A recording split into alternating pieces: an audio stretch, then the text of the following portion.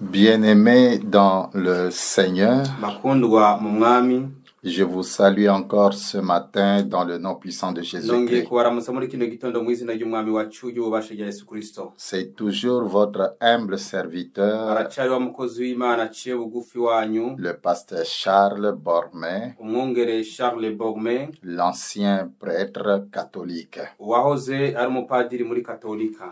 La fois passée, Ubuherutse j'étais en train de vous témoigner et de vous parler nariko ndabashingira intahe nongera ndababwira du ministère de Lucifer et des démons. ibijanye n'ibango rya Luciferi n'abadayimoni. Pour faire le résumé de ce que nous avions parlé la fois passée, Kugira ngo dushobore gutanga impfunyapfunyo y'ivyaherutse, on avait dit que pendant la semaine qui comporte 6 jours, twari twaravuze ko mu ndwi igizwe n'iminsi itandatu il y a 6 ministres hari abashikiranganji batandatu qui travaillent bakora depuis le lundi uhereye ku munsi wa mbere jusqu'au dimanche, gushika ku munsi w'Imana canke wa Mungu, ce qui fait 7 jours. bitanga iminsi indwi, Et que tous les lundis, kandi yuko iminsi yose ya mbere la personne qui travaille tous les lundis, umuntu yamakora iminsi yose ya mbere c'est Lucifer lui-même. ni Luciferi ubwiwe.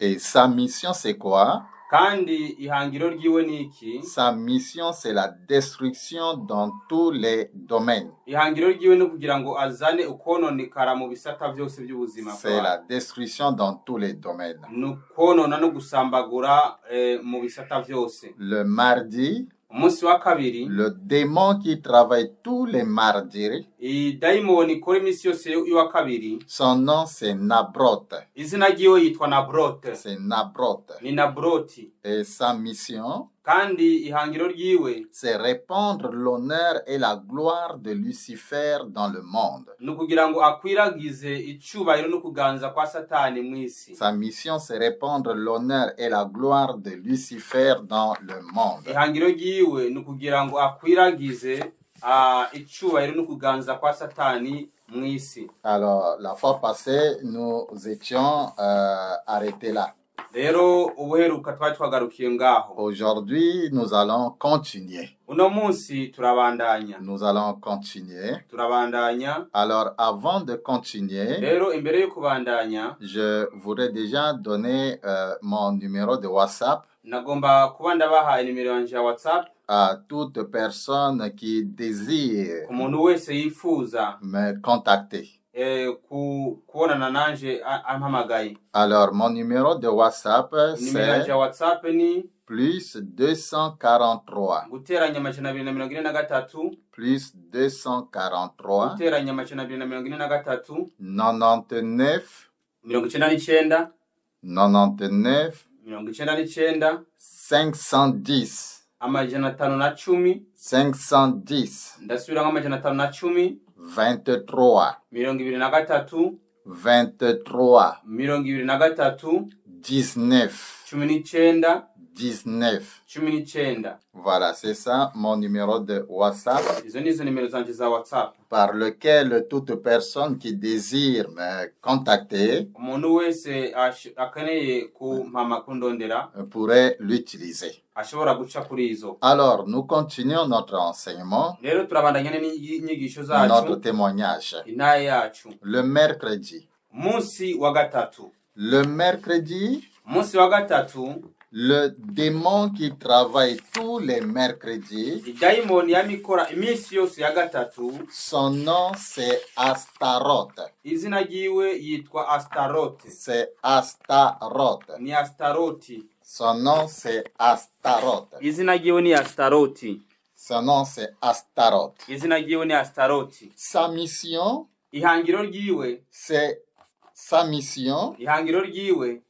c'est répandre l'orgueil et la considération dans le monde. Nugukwiragiza ubwibone n'ukwiyemera mwisi.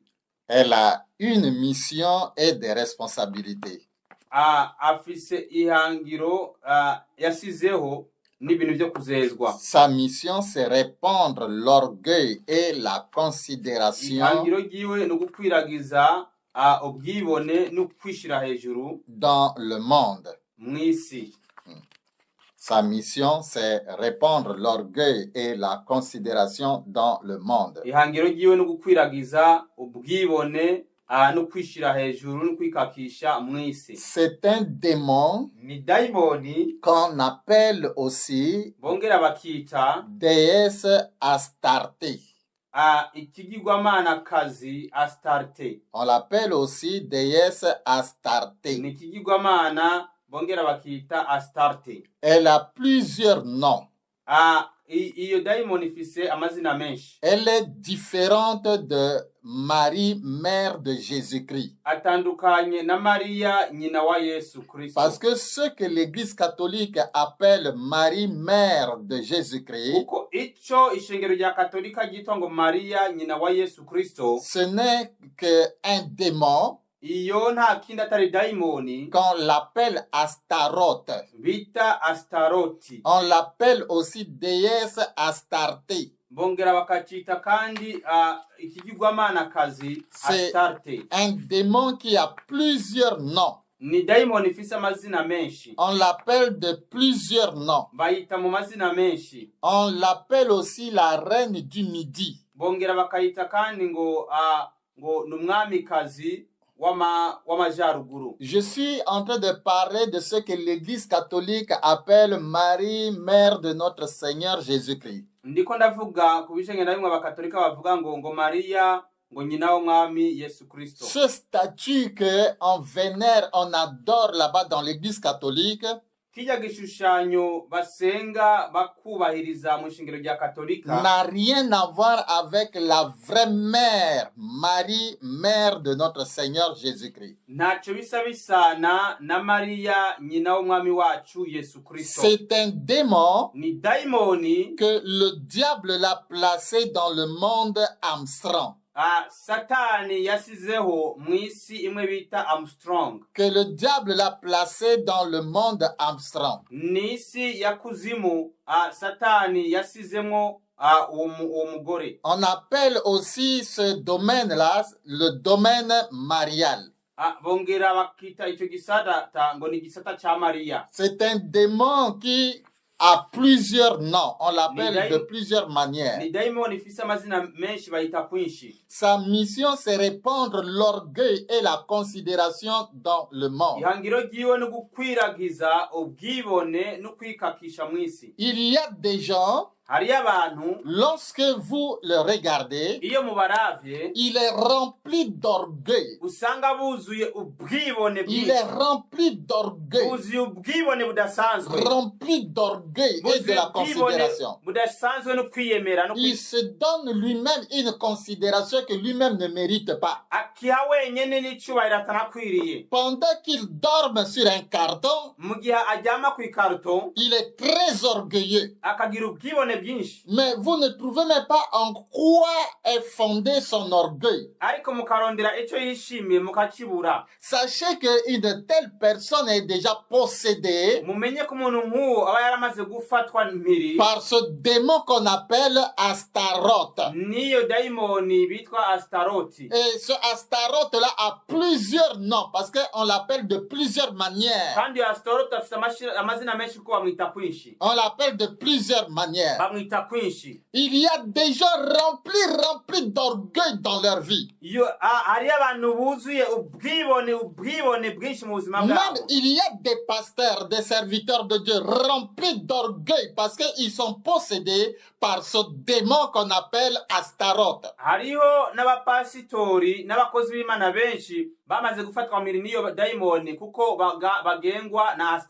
Lorsque il vous regarde, pour lui, c'est lui qui est le seul et le vrai serviteur de Dieu que Dieu connaît ici sur la terre. En dehors de lui, il n'y a pas de pasteur. En dehors de lui, il n'y a pas de prophète. En dehors de lui, il n'y a pas de chrétien. C'est lui le seul et véritable chrétien ou pasteur.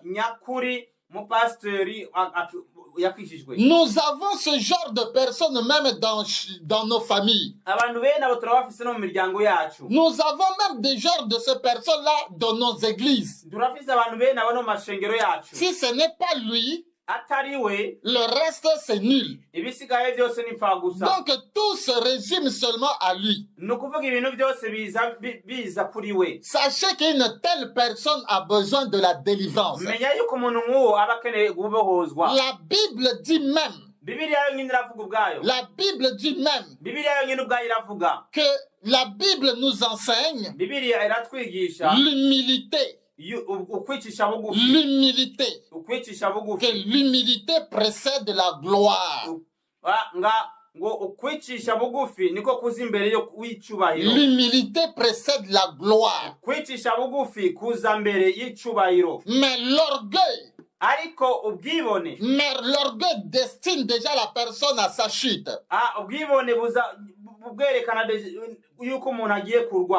Bien-aimé dans le Seigneur, ce démon travaille beaucoup. Je suis en train de parler de ce que l'Église catholique appelle Marie là-bas.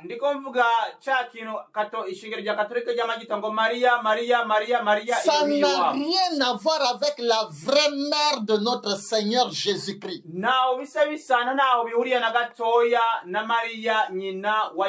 C'est un démon qui est adoré dans plusieurs pays du monde.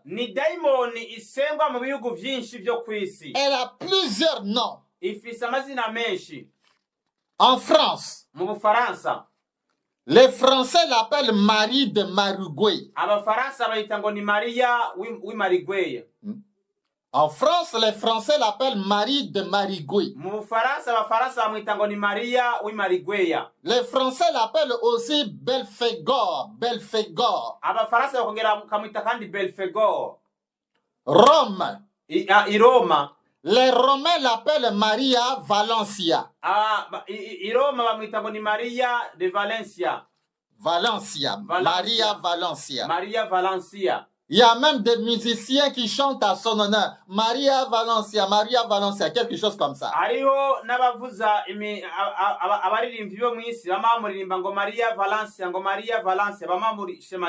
Romains l'appellent aussi Vénuste ou Bélial.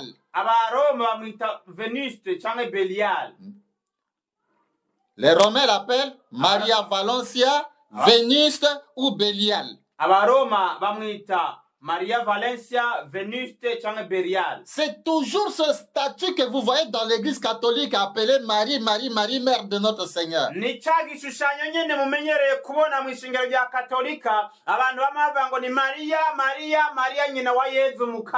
En Chine, les Chinois l'appellent Xingmu. En Chine, les Chinois l'appellent Xingmu. Au Brésil, les Brésiliens l'appellent Macarena. Et il y a même des musiciens du monde qui chantent à son honneur Macarena comme ça.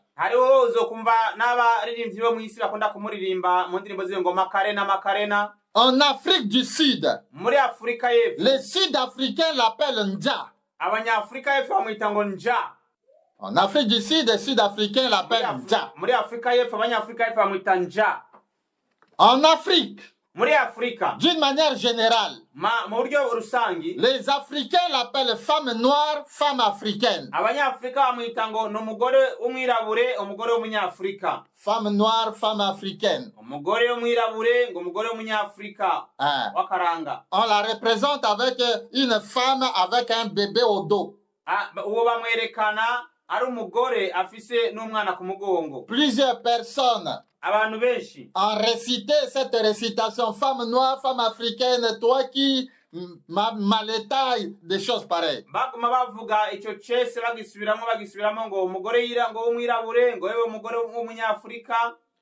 Dans la Rome antique, elle était adorée comme Vénuste.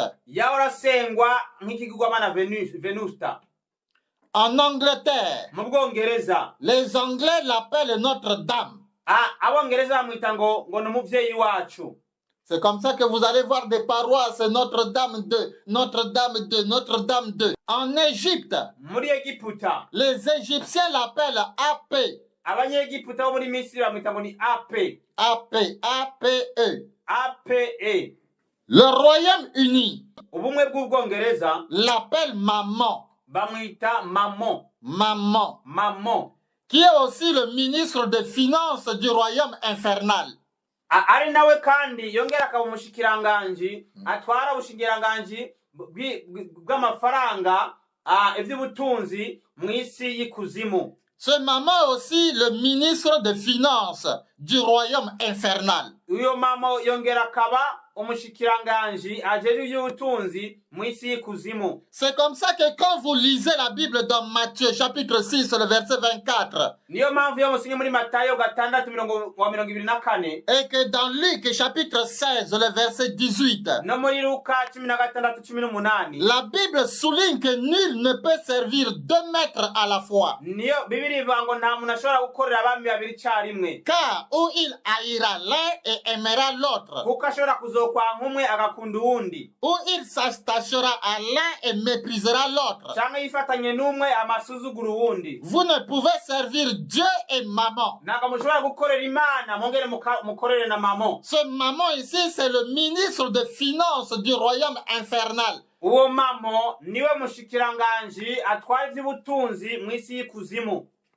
En Inde, les Indiens l'appellent Asura.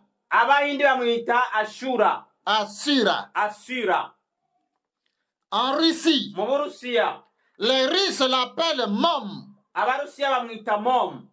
M-O-M. En Espagne, les Espagnols l'appellent Tamuz. En Belgique, les Belges l'appellent Abrimatch. Abrimatch. En Allemagne, les Allemands l'appellent Anberg.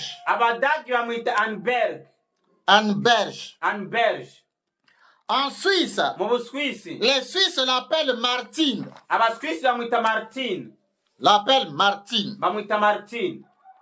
Le continent américain. Le continent américain l'appelle Anja. Les Américains l'appellent Anja. En Irak, ou Babylone, parce que Babylone, c'est Irak actuel. Dans les Babyloniens, ce sont les Irakiens actuels. Dans les Irakiens, l'appellent l'élite. L'élite. D'autres personnes l'appellent aussi Aphrodite. Et si vous lisez la parole de Dieu dans Éphèse, chez les Éphèses, les Éphésiens l'appellent Diane. Les Éphésiens l'appellent Diane. Alors, ce démon qui est appelé de plusieurs noms dans le monde entier, vénéré et adoré par plusieurs personnes dans le monde entier, que l'Église catholique fait mention, que soi-disant c'est Marie, mère de notre Seigneur Jésus-Christ, ce démon a deux responsabilités. A deux responsabilités. La première responsabilité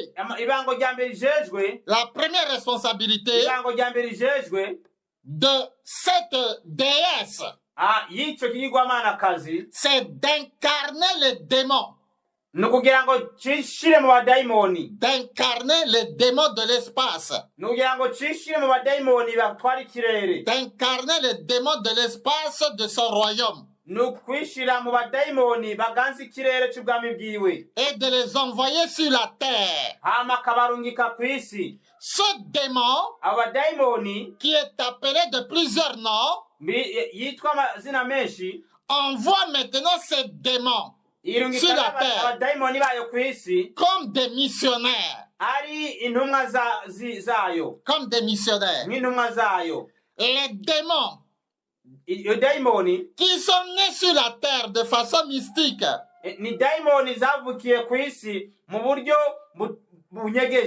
sont appelés des avatars en termes occultes.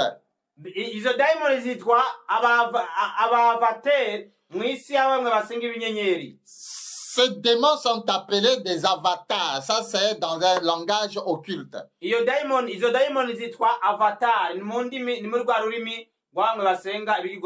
Alors, comment sont nés ces avatars?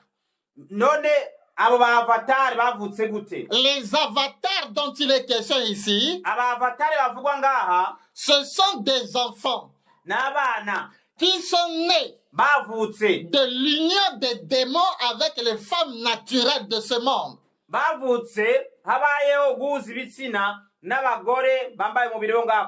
Les avatars, ce sont des gens qui sont nés ici sur la terre de l'union des démons avec les femmes naturelles de ce monde. Je ne parle pas des femmes qui sont nées de Dieu. Mais je parle des femmes païennes.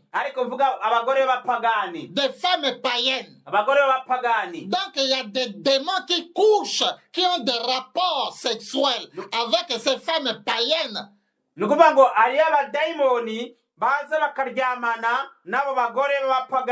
Et l'enfant qui va sortir de cette union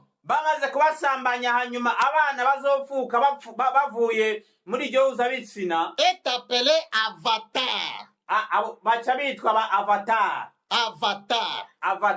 C'est A-V-A-T-A-R.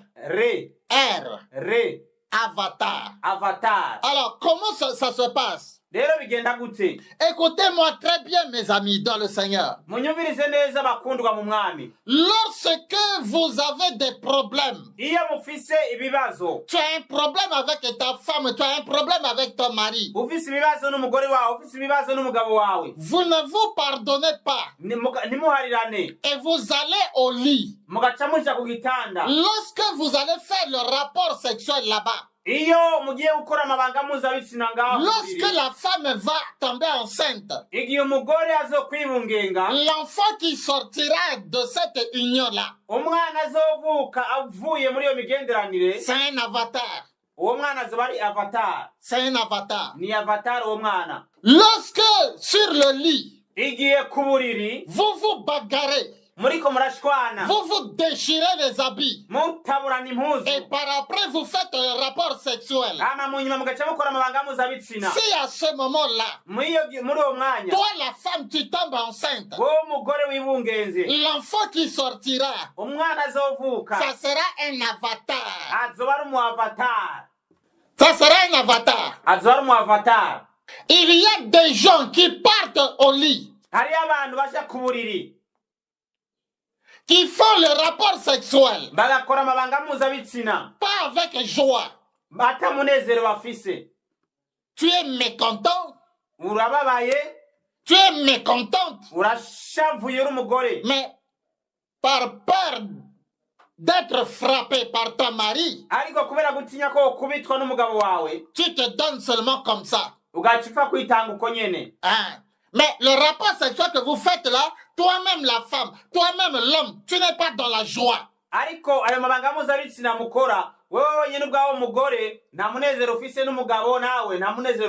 Tu fais malgré toi.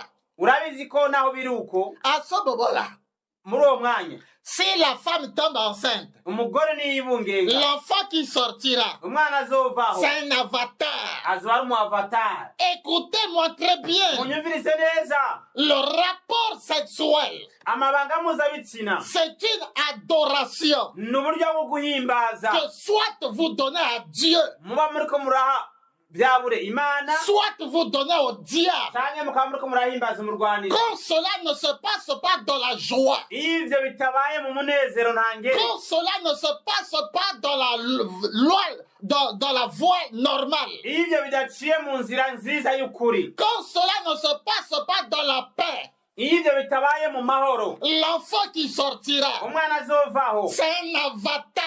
azoba ari umu avatar. Bien-aimé dans le Seigneur, bakundwa mu mwami Yesu, n'allez pas au lit reka kuja ku buriri avec la colère. hamwe n'uburake. La Bible déclare Bibiliya iravuga que celui qui garde sa colère ngo umuntu ngo niyashavura depuis le matin guhera n'igitondo jusqu'au soir, kugera nimugoroba, il a déjà tué son prochain. ngo aba yamaze kwica mugenzi Il we, a déjà tué son prochain. aba yamaze kwica mugenzi we. Donc n'allez pas au lit avec la colère. kirazira kuja ku buriri mugishavuye. Si tu te racontes papa, nimba usanze iso, si tu te racontes maman, namba usanze umumama, que tu as un problème contre ta femme, un problème contre ton mari, ufise ikibazo n'umugabo wawe cyangwa ufise ikibazo n'umugore wawe, avant même d'aller monter sur le lit, n'imbere yuko mwurira uburiri, pardonnez vous-même, banza muharirane, parlez entre vous, banza muvugane hagati yanyu, parlez vous-même, muvugane hagati yanyu, demandez pardon les uns les autres. musabane imbabazi. Si vous ne le faites pas mije mutabikoze et que vous montez là-bas sur le lit, hama magaca muduga le rapport sexuel que vous êtes en train de faire, ayo mabanga mpuzabitsina muriko murakora, c'est une adoration que vous êtes en train de donner au diable. ni ukuvuga ngo ni ugusenga muriko murahimbaza umurwanizi. Et le démon, na ya dayimoni, ils se saisissent de cette occasion. iyo dayimoni rero igaca yinjira muri ubwo buryo. Donc quand toi, le mari, ni ukuvuga ngo wowe igihe umugabo, tu penses que c'est toi qui es en train de faire le rapport sexuel wewe baza ngo uriko urakora amabanga mpuzabitsina à ta femme, ku mugore ce wawe, n'est pas toi. ntabwo aba ari wewe, Comme tu es déjà sous l'effet de la colère, kubera ko hari uburake bwamaze kugufata. le démon de la colère iyo dayimoni y'uburake s'incarne maintenant en toi ikikwinjiramwo pour coucher à ta femme. kugira ngo iryamane n'umugore wawe, Et ta femme tombera enceinte. hama umugore wawe akazosabira Enceinte de ce démon. afise imbanyi y'uwo Et dayimoni. l'enfant qui va sortir umwana azovuka sera appelé avatar. azokwitwa avatar. Ces avatars, abo bavatari ils sont nombreux ici sur la ni terre. benshi cyane aha ku isi, Ils sont nombreux ici sur la ni terre. benshi cyane aha ku isi, Ils sont nombreux. ni benshi cyane. La majorité des enfants de la rue, abana benshi muri abo bo mw'ibarabara ce sont des avatars. ni ba avatar. La majorité des enfants de la rue, benshi mu bana bo mw'ibarabara ce sont des avatars. ni aba avatar. La majorité des criminels, benshi mu bicanyi, des gens qui tuent les autres, abantu bica abandi ce sont des avatars. ni aba avatar. Les sorciers, benshi mu barozi, ce sont des avatars. abarozi n'aba avatar. Les gens qui empoisonnent les autres, abantu baha amashano abandi, ceux-là qui donnent du poison aux autres, bamwe baha amashano abandi ce sont des avatars. ni aba avatar. Les grands menteurs au monde, aba benshi ba mbere bakomeye ku isi, ceux-là qui disent des mensonges, bamwe bavuga ibinyoma ce sont des ni avatars. aba avatar. La majorité des infidèles benshi muri bamwe atarabizigirwa et des adultères, n'abasambanyi ce sont des avatars. n'aba avatar. Ces avatars, ils sont nombreux. abo avatar rero ni benshi cyane, Ils sont nombreux. ni benshi, Et ils ont des signes même sur leur front. kandi bakagira n'ibimenyetso ku duhanga twabo. Ils se connaissent eux-mêmes. barazinanye hagati yabo, Ils se marient même entre eux. banarongorana hagati yabo, Ils ont même des enfants. Ils ont des foyers. barafise n'abana bakagira n'ingo. Papa, avatar. Maman, avatar. Les enfants, avatar. umugabo akaba ari avatar, umugore wiwe akaba akomoka ava muri avatar, n'abana bavyaye nabo nyine bakaguma n'aba avatar. Ce sont des gens qui ne peuvent jamais donner leur vie au Seigneur Jésus-Christ. Ce sont des gens qui sont déjà destinés à l'enfer. Parce que ce sont les enfants issus des démons et des femmes naturelles de ce monde.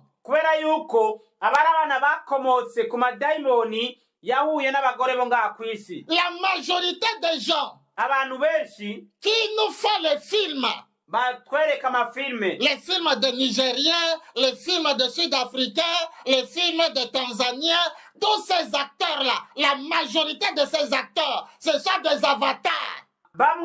Badukinira amafilme bamwe muri Nigeria, South Africa, muri Afrika y'Epfo, Tanzania n'abandi abo bakomoka muri yangomoko yaba avatar baba daimoni. Les films de Nollywood, amafilme ya Nollywood, les films de Bollywood, amafilme ya Bollywood, tous ces films-là, la majorité des acteurs, ce sont des avatars. Izo filme zose benshi mu bazikina bakomoka mu avatar baba daimoni. Parce que ce sont des enfants qui n'ont même pas peur. Kubera yuko n'abana batanatinya. Ils n'ont même pas peur. Nta nubwo baba muri bo. Rien. Rien ne peut les faire trembler. La majorité de ces gens-là, des acteurs-là, ce sont des avatars. Ces avatars ne connaissent pas qui est papa, qui est maman, qui est grand frère, qui est frère, qui est soeur. Ils ne connaissent même pas ça.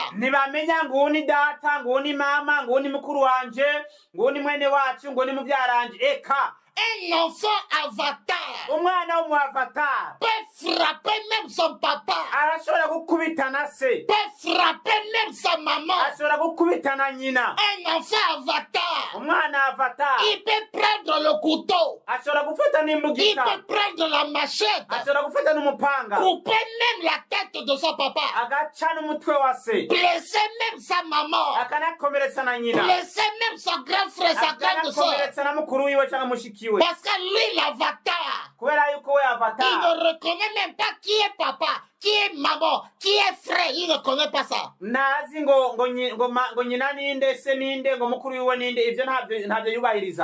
qu'il se met en colère, tout le monde doit s'échapper. Tout le monde dans la maison doit prendre fuite. Celui qui va rester dans la maison, c'est au risque et péril de sa propre vie. Dès que sa colère disparaît, c'est là où les gens de la famille doivent maintenant, de la maison, doivent maintenant revenir.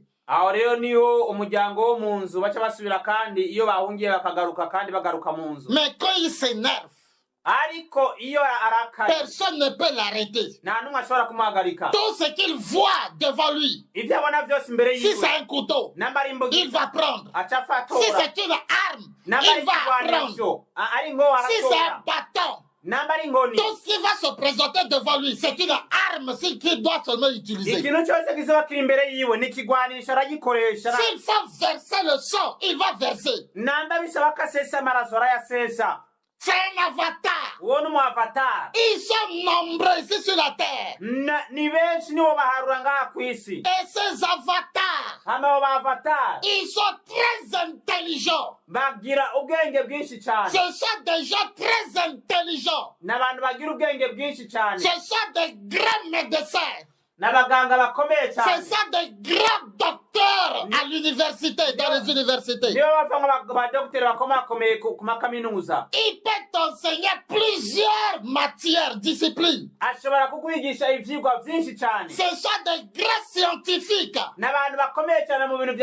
Ce sont des grands théologiens.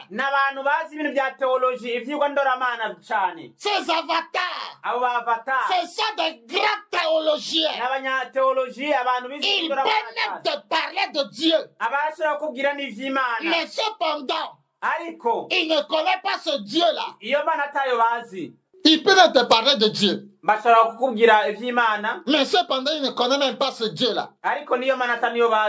Ces avatars, Ce sont des grands modélistes, des grands qui ont des idées de créativité. n'abantu baba bafise ivyiyumviro vyo kuzana ibintu bishasha, ibintu vy'amamodere mu myambaro muri bina biriya. Ils se marient entre eux. Bararongorana hagati yabo. Et ils peuvent aussi se marier avec les femmes naturelles. Bagashobora no kurongorana n'abandi bagore basanzwe. Plusieurs femmes abagore benshi se sont déjà mariés avec les avatars sans le savoir. Baramaze kurongorwa n'abavatari atavyo bazi. Plusieurs hommes abagabo benshi se sont déjà mariés avec les avatars, les femmes avatars sans le savoir. Bararongoranye n'abagore b'abavatari atavyo bazi. Écoutez-moi très bien. Munyumvirize neza. Si tu te maries avec un avatar, iyo urongoranye n'umuavatar, tu vas déjà expérimenter l'enfer dans ta maison ici sur la terre. Ni ukuvuga ngo wowe uzotangira kubaho ubuzima bw'umuriro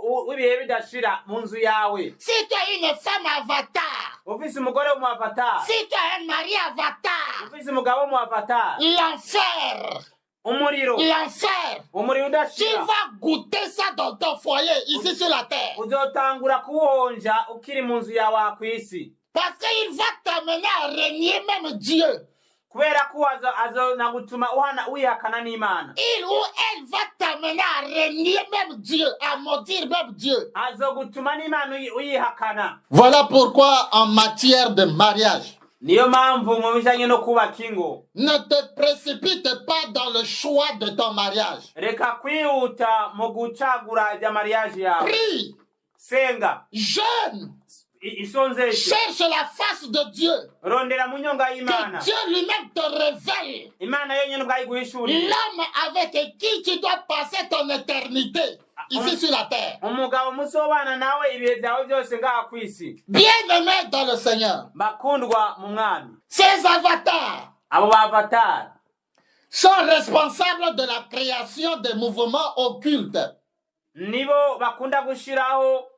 Imirwi y'abantu basenga ibigugwamana cyangwa basenga ibidayimoni. C'est eux les avatars. Nabo bavatars qui sont à la base de la création des mouvements occultes. Nibo batuma abantu basenga ibintu by'imizimu n'amajini. Comme le yoga. Comme la franc-maçonnerie. Ils aiment beaucoup le yoga. Ils aiment beaucoup la franc-maçonnerie. Ils aiment beaucoup la rose-croix. Ils aiment beaucoup la magie. Ils aiment beaucoup les fétiches. Ils ne peuvent jamais se passer du maraboutage. Ils aiment beaucoup consulter les marabouts. Ouais. Ils sont aussi des hommes d'affaires.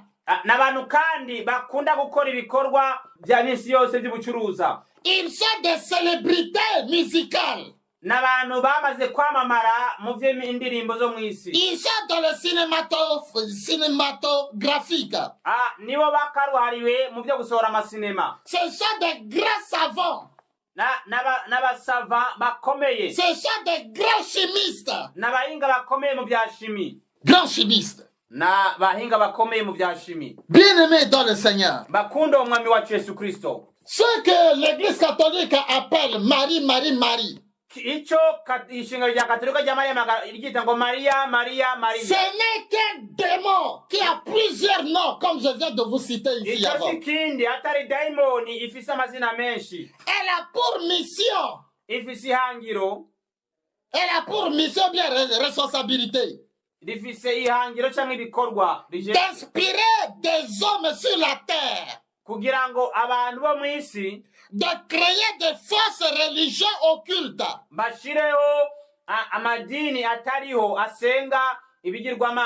Et apostates.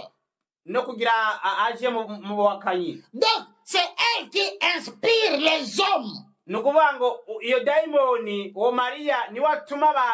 des femmes. Ici sur la terre, de créer des fausses religions. Il y a des fausses religions occultes ici sur la terre. C'est toujours cette déesse-là ni guhera igihe umudayimonikazi w'umugore yabonetse, qui donne l'inspiration aux hommes atanga inspiration ku bagabo de créer de fausses églises, kugira ngo baremareme amashengero atariyo, les églises sataniques. amashengero ya satani. Il y en a beaucoup aussi sur la terre. Amashengero asenga satani ni menshi cyane akwisi ni wayaharura. Je pense qu'un jour, nibaza ko umunsi umwe je vous donnerai les signes nzobahereza ibimenyetso, les signes des églises sataniques ici sur la terre. nzobereka ibimenyetso by'amashengero asenga satani ngaha ku isi. Je vous parlerai un jour de ces signes-là. nzobabwira umunsi umwe ibijyanye n'ibyo bimenyetso. Comment tu peux reconnaître une église satanique ici sur la terre? ni gute ushobora kumenya ishengero risenga satani ngaha ku isi? Parce que c'est fort possible que l'église dans laquelle tu es, c'est une église satanique. kuko birashoboka cyane yuko isengero ushengeramwo ryoba ari isengero rya satani. Toutes ces églises sataniques ont des signes. ayo mashengero yose ya satani afise ibimenyetso. Un jour, je vous parlerai de ces signes-là. umunsi umwe nzobabwira kubw'ibyo bimenyetso. Bien-aimés dans le Seigneur, bakundwa mu mwami wacu Yesu Kristo, cette déesse, ce démon que l'église catholique appelle Marie-Marie, icyo giyugwamanakazi dayimoni ishengero rya katolika ry'amagita ngo Mariya, elle signe des pactes et des alliances cyaramaze gusiranyiranira amasezerano avec des hommes n'abantu et des femmes abagabo n'abagore qui veulent commencer de nouvelles religions occultes. bagomba gushiraho amadini mashasha asenga ibigirwamana byo mu kirere. Toutes les personnes qui créent des églises sataniques, abantu bose bashiraho batanguza amashengero ya satani, signent toujours des pactes d'alliance avec ce démon. bama basinyiranira amasezerano yo kwemeranya hamwe n'iyo dayimoni. Ce démon iyo dayimoni a pour but ifise intumbero d'amener l'humanité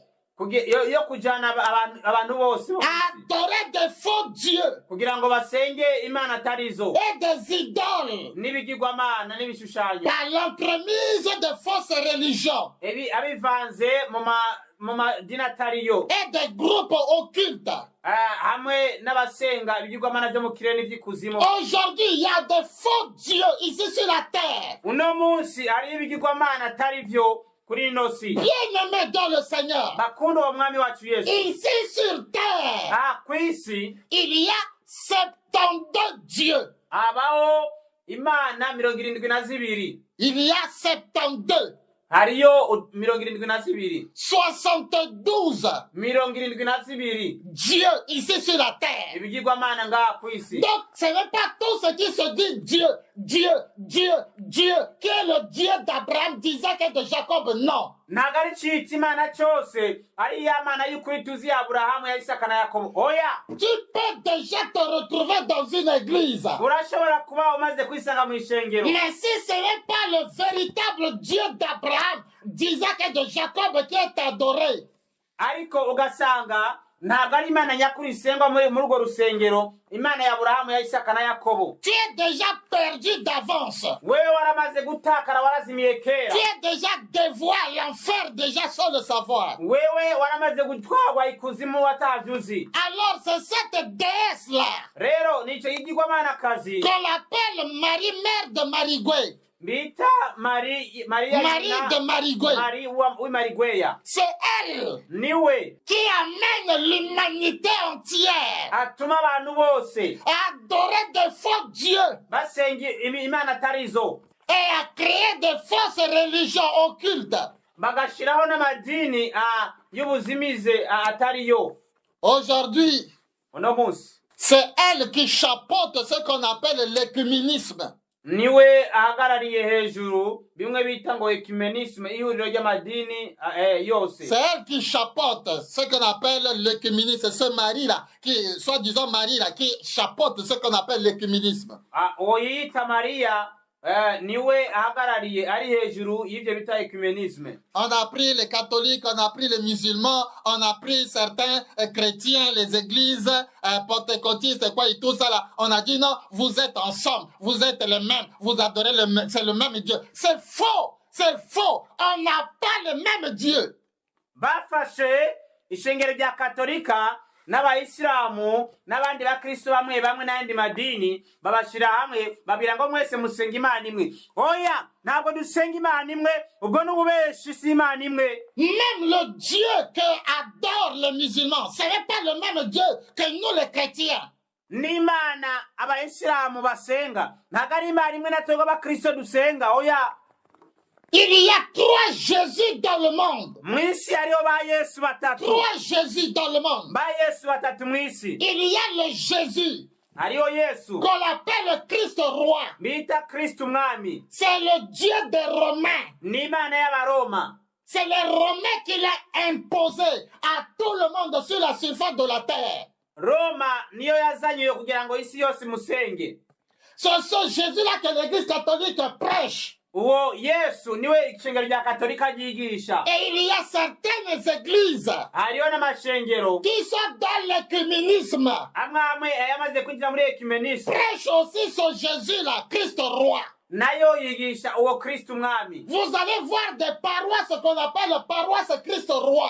Muzosanga amaparuwasi usanga banguye ni paruwasi ngo Kristo umwami. Ça n'a rien à voir avec le vrai Jésus que nous connaissons, notre Seigneur Jésus-Christ. Naho bisa bisana na Yesu Kristo umwami wacu twebwe dusenga yadukije ku musaraba. Son siège Ico cicaro se trouve au Vatican. Son siège se trouve au Vatican. icicaro ciwe kiri Vatikano. Le deuxième Jésus, Yesu wa kabiri on l'appelle Jésus de Londres. bamwita Yesu wo mu Bwongereza i Londres. Jésus de Londres. Yesu wo mu Bwongereza i Londres. Il y a hariho benshi plusieurs musiciens, abaririmbyi benshi même des musiciens chrétiens, n'abandi bita abakristo qui chantent en son honneur. bamuririmbira Jésus de Londres, Jésus de Londres. ngo Yesu Il y a plusieurs musiciens qui chantent en son honneur. hari abaririmbyi benshi bamuririmbira muhayagiza. Son siège, icicaro ciwe c'est en Angleterre. kiri mu Bwongereza. C'est à Londres là-bas, sous la terre. ni muri Londres munsi y'isi. Le troisième Jésus, Yesu wa gatatu c'est le Jésus de Nazareth.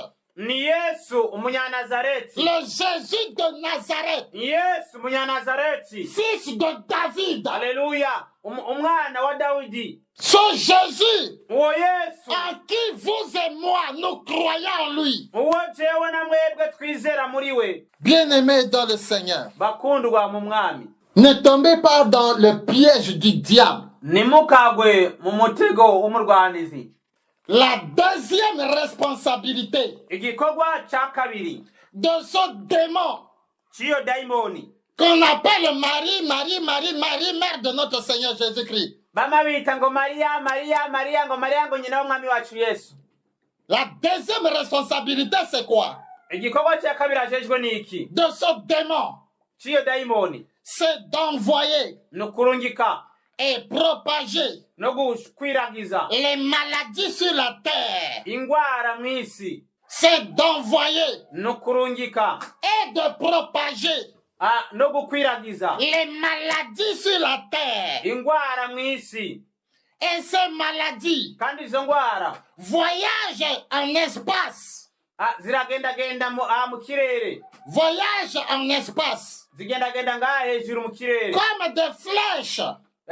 nk'imyami. Précisément à midi et à minuit. cyane cyane mu gihe cya saa sita zo ku murango na saa sita z'ijoro. Qui sont des heures de pointe. ariyo masaha yabo yo gukura Pour le royaume des ténèbres. ku bw'isi y'umwiza. C'est-à-dire quoi? ni ukuvuga ngo Et ces maladies-là, kandi izo ngwara elles les envoient dans l'espace. azirungika mu kirere Comme des flèches. nk'imyami À des heures précises. ku masaha yagenywe. À midi. saa sita z'umurango Et à minuit. cyangwa saa sita z'ijoro. Parce que ce sont des heures de pointe dans le royaume des ténèbres. kubera yuko ari amasaha nyezina yo gukorerako mu isi y'ikuzimu. Bien-aimés dans le Seigneur, écoutez d'abord ce que la Bible dit. bakundwa mu mwami wacu Yesu mwumvirize icyo Bibiliya ibanza ikavuga kuri ivyo. Dans le psaume 91, muri Zaburi ya 91 le verset 57. umurongo wa 57 Le psaume 91 verset 57. Zaburi 51 57 La Bible dit: Bibiliya avuga ngo tu ne craindras ni les terreurs de la nuit, ni la flèche qui vole de jour, ni la peste qui marche dans les ténèbres, ni la contagion qui frappe en plein midi. Que 1000 tombent à ton côté et 10 000 à ta droite, tu ne seras pas atteint. Alléluia. Nous allons lire ça en Kirundi. Reka dusome mu Kirundi. Le psaume 91, le verset 57. Turasoma Zaburi 91 avuga ngo Psaume 91, verset 57. kuko ariyo izo gukiza umutego w'umutezi n'ikiza gihonya, izo kubundikira mu moya yayo kandi uzongira musi y'ivyubi vyayo. Ukuri kwayo n'inkinzo n'icuma cyo kwikingiriza. Ntuzotinyishwa n'igiteye ubwoba mw'ijoro, canke n'umwami urashwe ku murango, canke n'ikiza kigendagenda mu mwijima, canke n'agatikizo kayogeza mu mashoka. Abantu 1000, haleluya, bazohindikirana iruhande yawe n'ibihumbi 10 iburyo bwawe, ariko ntibizogushikako. Uzobirabisha amaso yawe gusa ubone ingero y'abanyakibi. Amen. Ce verset biblique Uwo murongo wa Bibiliya que nous venons de lire ici duhejeje gusoma ngaha parle avec clarté uvuga neza weruye des maladies et des flèches ingwara n'imyami qui sillonnent la terre igendagenda ngaha kw'isi à midi et à minuit. igendagenda ku murango saa sita na saa sita z'ijoro. Nous parlons ici de ce démon turiko tuvuga kuri ya daimoni qui a plusieurs noms, ifise amazina menshi, qui lance des maladies sur la terre irungika ingwara nyinshi ngaha kw'isi à midi et à minuit. saa sita z'umurango n'ijoro n'izijoro. Elle est aussi invoquée à midi et à minuit. Hariho n'abayisenga saa sita z'umurango na saa sita z'ijoro. Aujourd'hui, no munsi on parle même des prières de midi et des prières de minuit. baravuga ivy'amasengesho ngo ya saa sita zo ku murango na saa sita z'ijoro. Dans certaines églises, on parle de la prière de minuit et des prières de midi. Mu masengero amwe baravuga ngo ivyo amasengesho ya saa sita z'umurango na saa sita z'ijoro. Je passe. Aho ivyo ndabiretse. Bien-aimés dans le Seigneur, bakundwa mu mwami, si vous prenez seulement iyo mufashe gusa la chaînette isheneti umugufu des sœurs religieuses, wabo banyamadini, vous allez constater le pentacle qui est appelé médaille miraculeuse de la Sainte Vierge Marie. muzosanga kuri wa mudari ariko akantu bita ngo nakambikira Maria. Vous allez voir un grand M. Muzosanga ko akamenyetso kanini. Et les 12 étoiles qui entourent maintenant ce grand M. Muca musanga ko utunyenyeri 12 tuzungurutse ako kantu. Mais le grand M là, c'est quoi? Ijambe nini mbega niki? Le grand M là, c'est l'abréviation du nom de Marie de Marigwe. Ijambe isobanura ngo ni Maria w'Imarigwe izungurutswe n'inyenyeri 12. Qui est le nom de la reine du ciel. Iyo nayo akaba ari izina rya Maria umwamikazi wo mu kirere. La reine qui chapeaute le monde Armstrong, qu'on appelle le domaine marial. Nukuvuga ngo ni daimoni iganza mu kirere, iganza amadaimoni yose, ni iganza ikirere cha Satani mu kirere, niwe mwamikazi w'ikirere. C'est elle la soi-disant Sainte Vierge Marie, la mère de notre Seigneur Jésus-Christ. Niwe benshi bita ngo ni Maria nyina wa Yesu, ngo Bikira Maria. Les 12 étoiles, inyenyeri 12, ce sont les 12 esprits qui entourent son trône en mission sur la terre. Ni mwe mumbi z'abadaimoni 12 zikikuje intebe yiwe aho mu kirere hejuru y'inosi. La mission de ces 12 esprits ihangiro ry'izo mwe mumbi 12 consiste à donner de fausses révélations aux hommes, aux humains. zijejwe kuzana amayerekwa cyangwa amahishurirwa atariyo ku bantu.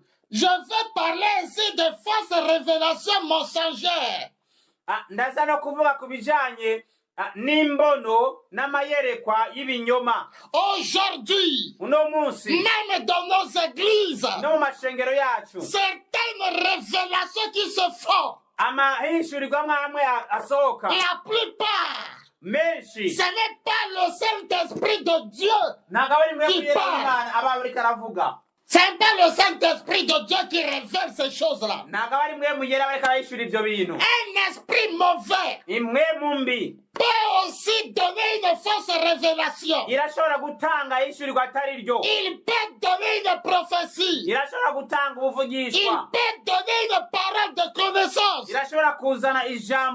Voilà pourquoi la Bible nous recommande de discerner les esprits. L'apôtre Paul nous recommande de discerner les esprits. Parce qu'un esprit mauvais peut aussi prophétiser, peut aussi donner la vision à quelqu'un, peut aussi donner une parole de connaissance à une personne.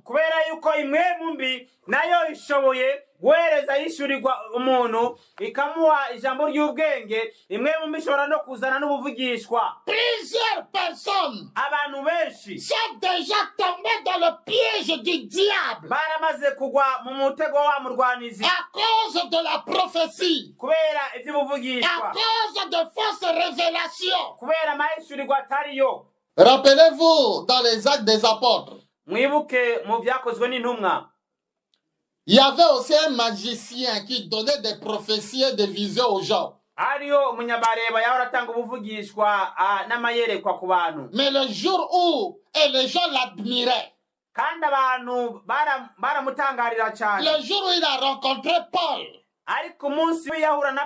il a commencé à prophétiser. Voici les anges de Dieu. Voici les serviteurs de Dieu. Ce qu'il disait, c'était vrai. C'était la vérité. Mais cependant, une vérité qui sort de la bouche d'un démon. Il a fallu maintenant que Paul puisse l'interdire. Il a fallu maintenant que Paul puisse fermer sa bouche. Plusieurs personnes sont tombées dans le piège du diable aujourd'hui. Ces esprits entrent dans des alliances avec des hommes et des femmes, afin que ces hommes et ces femmes puissent les adorer, les vénérer comme des dieux, par les moyens de fausses religions. On vous parlera de Saint Daniel, Saint Hippolyte, Sainte Tel. Mes amis, le vrai saint, c'est toi et moi. C'est toi le vivant.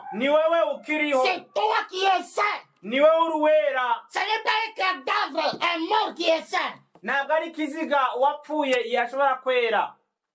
Tout ce qu'on vous présente comme des saints, ce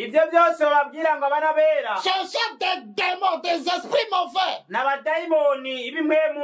Voilà pourquoi la Bible recommande que si vous voulez prier, priez seulement au nom de Jésus-Christ de Nazareth. Ne priez pas au nom d'un ange, au nom d'un saint, non.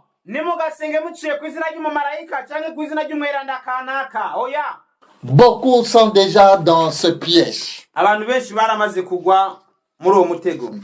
Beaucoup.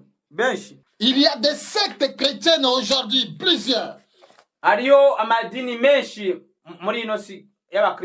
Et la caractéristique principale des fausses églises, ikintu nyamukuru kiranga amasengero atariyo est la dégradation du nom de Jésus.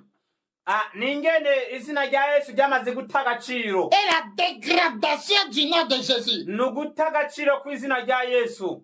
C'est la même chose dans l'église catholique. Nico kimwe no mu ishengero rya Katolika. Où on vous dira que Marie est médiatrice. Aho baze kugira ngo Maria ngo niwe muhuza. Qui est élevé plus que Jésus. On a élevé Marie plus que Jésus. Ngo niwe asizwe hejuru kurusha Yesu. Baramaze kumushira hejuru bamurutisha na Yesu Kristo. C'est la même chose avec les branhamistes. Nico kimwe n'aba branhamistes. D'ailleurs, tout ce qui est East, c'est du démon. Ikintu cyose kiba kirimo ngo ngabanya ngabo kwa Maria, abo kwa Branamu, abo kwa Kimbangu. Ivyo byose ni by'abadayimoni. Les branhamistes, les kimbangistes, les East, c'est des démons. Abo kwa Kimbangu, abo kwa naka, na mashetani y'amadayimoni. Dans la Bible, muri Bibiliya, malgré les différents miracles de Moïse, nao Mose yakoze ibitangaza n'utwumiza bikomeye en Égypte, muri Egiputa, pour faire libérer le peuple de Dieu kugira ngo bose ubwoko bw'Imana de l'esclavage de Pharaon. Alléluia, abukuye mu buretwa bwa Farao. Malgré les signes et les prodiges nawe yakoze ibitangaza n'utwumiza byinshi que Moïse a déployé en Égypte, Moïse yagaragaje muri Egiputa, nulle part dans la Bible, nta namwe muri Bibiliya les enfants de Dieu, abana b'Imana, les enfants d'Israël, abanyesirayeli ne se sont jamais prononcés, ne se sont jamais dit que nous sommes moïsistes. bigeze bita ngo twebwe turaba kwa Mose, ngo turaba kwa Mose. Ils ne se sont jamais déclarés moïsistes. Naho bigeze bita abo kwa Mose. Après Moïse, havuye Mose, Josué est arrivé. Yoshua yarashitse. Après multiples miracles de Josué, amaze kuba ibitangaza bikomeye bya il Yoshua, a fait traverser le peuple niwe yatumye ubwoko bw'Imana bujabuka de Dieu par le Jourdain. kugera aho barenga Yorodani. Malgré ce miracle, nawe yakoze icyo gitangaza, nulle part nta hantu namwe les enfants d'Israël abanyisiraheli ne se sont jamais déclarés joïsistes. bigeze bita ngo twebwe turaba kwa Yoshua, ngo turaba kwa Yoshua, kwa Prophet Joshua. Ils ne se sont jamais prononcés, déclarés joïsistes. nawe bigeze bita ngo twebwe turaba kwa Joshua, ngo kwa Yoshua. Ils se sont restés toujours enfants de Dieu. bagumye ari abana b'Imana. Enfants Alléluia, de Dieu. Alléluia, abana b'Imana. Parce que tous ces gens-là Alléluia, kubera yuko abo bantu bose ne nous a pas demandé Imana yadusavye que nous puissions nous appeler moïsistes, nk'uko twokwita ngo abo kwa Mose, kimbangistes, abo kwa Kimbangu, joïsistes, abo kwa Yoshua, qui sais-je encore. n'abandi. Ça, ce sont des déviations des hommes. Uko n'ugukata n'ukuzimira n'ugutinzira kw'abantu. Ce sont des déviations des hommes. Uko n'ugutakaza inzira kw'abantu bazimiye. Bien-aimés dans le Seigneur, bakundwa mu mwami wacu Yesu Kristo, nous devons revenir dutegereza kugaruka à la voix de Dieu. mu nzira nyakuri y'Imana. Nous devons revenir à la voix de Dieu. dutegereza kugaruka mu nzira nyakuri y'Imana.